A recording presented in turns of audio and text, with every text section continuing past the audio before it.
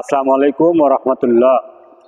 দেখুন তো পৃথিবী কিভাবে আমাকে আপনাকে ফাঁকি দিয়ে সামনের দিকে চলে যাচ্ছে।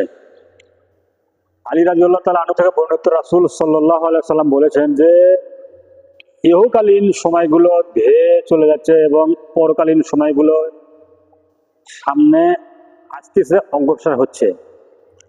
তোমরা ইহকালীন সন্তানদি হয়ে না, পরকালীন সন্তান হও।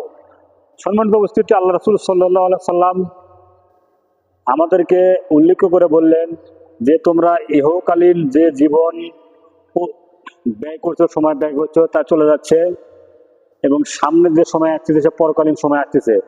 তোমরা ইহকালের সন্তান হয়েও না, পরকালের সন্তান হও। এবং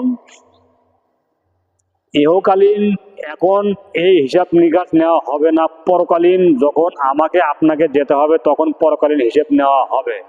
এবং তোমরা বেশি বেশি আমল করো এবং আগামীকাল কিয়ামতের মাঠে তোমাদের হিসাব নিকাশ নেওয়া হবে। এখন তোমার হিসাব নিকাশ নেওয়ার কেউ নেই, তবে আগামীকাল যে হিসাব নিকাশ নেওয়া হবে সে সময় যেন তোমার আমল নামায় ভালো ভালো আমল থাকে।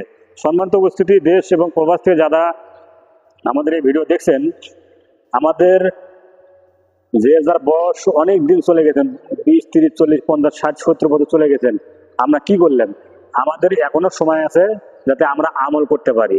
আজকে যদি মরে যাই তাহলে আমাদের আগামীকাল থেকে পরকালীন দিন সময় শুরু হবে।